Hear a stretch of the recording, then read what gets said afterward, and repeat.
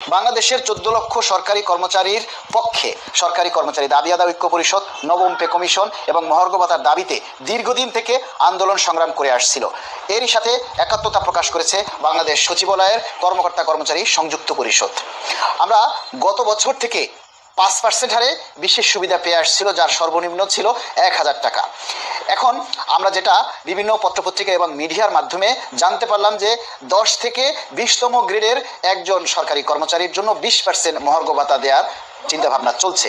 তো 20তম গ্রেডের একজন সরকারি কর্মচারীর 8250 টাকায় তার আসে 1650 টাকা। সেখান থেকে যদি 5% অর্থাৎ 1000 টাকা বাদ দেওয়া হয় তাহলে থাকে 650 টাকা। অপরদিকে 1 থেকে নবম গ্রেডের যে 15% দেওয়ার কথা শুনছি, সেখান থেকে যদি 15% হারে বেসিক নির্ধারণ করা হয় তাহলে 80,000 টাকার 15%-এ 12,000 টাকা আসে। এখন এই 12,000 টাকা থেকে যদি 5% বাদ দেওয়া হয় তাহলে 8,000 টাকা থাকে। এদিকে থাকলো 650 টাকা আর অপরদিকে থাকে 8,000 টাকা। বৈষম্যটা কিন্তু থেকেই যাচ্ছে। যে বৈষম্যের জন্য 5ই আগস্ট এত আন্দোলন সংগ্রাম, যে বৈষম্যর জন্য বাংলাদেশে এত উত্থান পতন, সেই বৈষম্যই যদি থেকে যায় তাহলে আর কি লাভ হলো? 80,000 টাকা যাদের স্কেল, তাদের বেসিক কিন্তু 1 লাখ টাকার উপরে। তাহলে সেই হিসাবে যদি 15% নির্ধারণ করা হয় তাহলে অনেক টাকা চলে আসে। কিন্তু একটা স্ল্যাব থাকার কথা, যেটার কথা আমরা এখনো শুনতে পাচ্ছি না। তো সরকারের কাছে আমরা বিনীত আবেদন জানাচ্ছি, আমরা কোনো পার্সেন্টেজ বুঝি না। আমরা 6 সদস্য পরিবার নিয়ে একজন সরকারি ছোট কর্মচারী যাতে স্বস্তিতে স্বাচ্ছন্দ্যে বাঁচতে পারে, স্বস্তির একটা নিঃশ্বাস ফেলতে পারে, সেজন্য আমরা সর্বনিম্ন 6,000 টাকা মহার্ঘ ভাতার দাবি করছি এবং এরই সাথে আমরা নবম পে কমিশন গঠন করার জন্য জোর দাবি জানাচ্ছি। আপনারা যদি অন্তর্বর্তীকালীন সরকারের মাননীয় প্রধান উপদেষ্টা, আপনি যদি পে কমিশন গঠন করে যান, দেখেন পে কমিশন গঠন করলে এখনই কিন্তু অর্থের কোনো প্রয়োজন হচ্ছে না।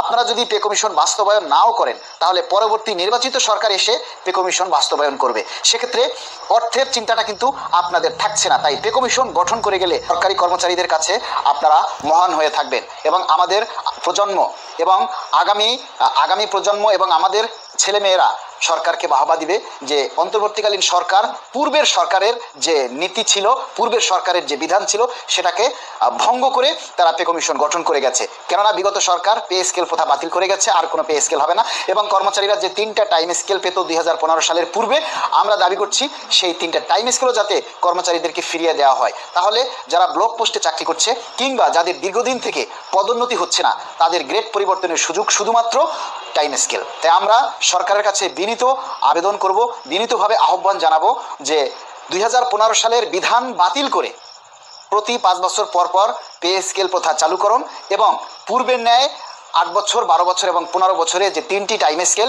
সেই 3টি টাইম স্কেল পুনরায় কর্মচারীদের মাঝে ফিরিয়ে দিয়ে আপনারা আমাদের সরকারি কর্মচারীদের কাছে চির অম্লান হয়ে থাকবেন। আপনাদের কাছে আমরা সরকারি কর্মচারীরা আজীবন কৃতজ্ঞ থাকবে এবং আপনারাও স্বর্ণাক্ষরে আপনাদের নাম লিখিত থাকবে যে অন্তর্বর্তীকালীন সরকার 2025 সালে, 2024-25 সালে বা 2024 সালে যে গণ অভ্যুত্থানের কারণে যে বৈষম্যহীন সরকার গঠিত হয়েছিল, সেই সরকার যে পূর্বের সরকারের যে কালো আইন, যে মানে বেতন বৃদ্ধির যে পে স্কেল এবং টাইম স্কেল প্রথা বাতিলের যে আইন জারি করেছিল, সে আইন ভঙ্গ করে পুনরায় কর্মচারীদের মাঝে ফিরিয়ে দিয়েছিল। এটা ইতিহাসের স্বর্ণাক্ষরে লিখিত হয়ে থাকবে।